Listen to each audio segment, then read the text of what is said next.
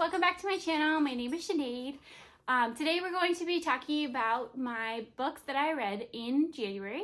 January is a bit of a slow month for me, which is to be expected considering I work 6 days a week in January. It's very busy for me, so I only read 2 books, unfortunately. I'm hoping that the rest of the year I can really make up for only reading 2 books in January. I don't own physical copies of either of those books because sometimes ebooks and audiobooks are the way I'm going to get through a book in a month if it's particularly busy. Also, I do have a tendency to go to the library, especially since I'm trying to not buy as many books as I normally do in the year. So the first book that I read in January was The Turn of the Key by Ruth Ware, and I gave that 5 stars. It was my first read by Ruth Ware. I really enjoyed it. It was a thriller, mystery, and I was on the edge of my seat the entire time. There are some little spooky elements in there. I did find, I felt that spook while I was reading it, and it's not every day that I come across a book where I can actually kind of feel a little nervousy spookiness coming out of a book. So I really liked that I could feel that when I was reading it. The Turn of the Key is about a family who purchases an old house, and they redo the inside of the house and they update it with a lot of modern technology. The mother and father are very much into modern technology, and they do, if I remember correctly, makeovers, interior design type things, and they work a lot of the high-tech stuff into their design. So their thought process was for them to use that in their home design. So the house has a dark history. There are a lot of deaths there and things like that. So it doesn't have the best reputation. And those people, the owners of the house, have 3 daughters, 2 of which are quite young, and a third one who's older and goes to university. So they are in the need of a nanny because of the activity within the house, paranormal and otherwise. They've been having a really hard time finding a nanny and keeping one for long periods of time. So they are looking for a nanny, and the book focuses on the family, but also a girl who sees the ad and is extremely excited about it. She sees the salary that they're offering her, and she's like, I cannot pass this up. So she applies for the position, and she is accepted for the position. So the rest of the story, I don't want to get spoilery on you guys, but the rest of the story is about her time at the house and learning about some of the more history of it and what kind of happened there, and the paranormal elements, whether or not it really is paranormal or not, and getting to know these 2 little girls who she's having a really hard time connecting with one of them or 2 of them. And it was just there was a lot of twists and turns, a few that you did not see coming. I did not see coming. And that was one of the things that really made me love this book. I love thrillers and mystery novels that can just grab you and keep you in there, and that is what The Turn of the Key by Ruth Ware was for me. Like I mentioned, it was my first Ruth Ware. I think I'm going to be picking up some more Ruth Wares. I know that I just hauled one in my recent book haul that I'm probably going to get to.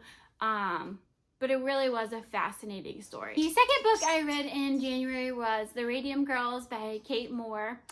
This is a nonfiction book set in the early 1900s, 1912, 1916, somewhere around there.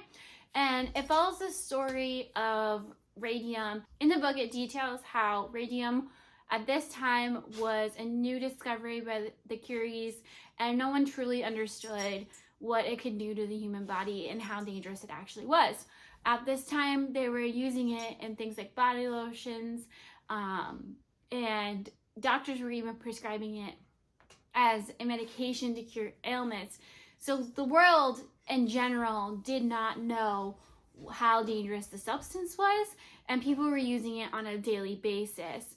But the story specifically talks about the Radium Girls who worked in the dial factories, and they painted on the numbers on the dials. And the paint that they were using contained radium. And they called them the glowing girls because the radium dust that they were using used to get all over them. It would be in their clothes, on their faces, in their hair, absolutely everywhere. And when they would go places after work, it looked like they would glow.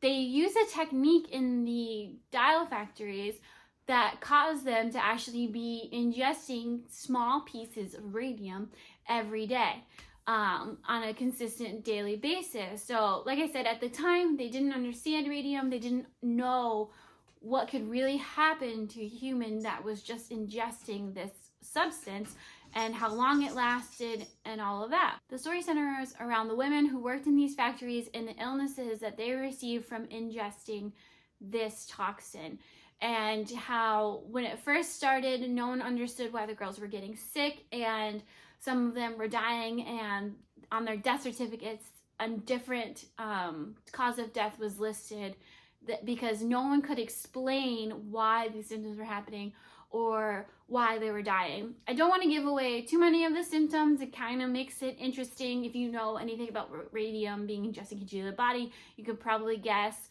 I will tell you, it attacks the bones first, so go there. The book gets into pretty in-depth in some of the things that these women went through. Portions of it can be kind of gory, so if you're a little squeamish, I'm not sure this would be the best for you, but it really pays homage to these women and what they went through and what their lives were like at this time in this world where no one believed that the radium that they were ingesting every day was really the cause of their illnesses. And it ends up centering around women who brought up a lawsuit towards the company because they were dying and their medical expenses were rising and rising and rising, and they couldn't cover them. And it was just so heartwarming and heartfelt at the end. There were parts where I was just so angry that people could know that there is all of this wrong with what's going on in these factories and no one's doing anything about it and no one's listening to them. So there were parts where I was angry and mad and sad for these women, but then the ending is just so beautiful and heartfelt, and I felt like the author of this book really paid homage to these women and what they went through. I don't want to say too much more. I don't want to spoil it for anybody. It is a really beautiful written book. It really was heartwarming, heartfelt. I enjoyed it so very much, and I hope that if you pick this up that you enjoyed it as much as I do. I will tell you, if you pick up the physical copy, it has photos of the women at the time and things like that, so that was really lovely to be able to connect these names with these faces in this book. It is quite lengthy. I don't have a physical book because I took this one out of the library and I already returned it, but it is quite large, so just know that going into it. But yeah, it was a beautiful book. So those were the two books that I read in January.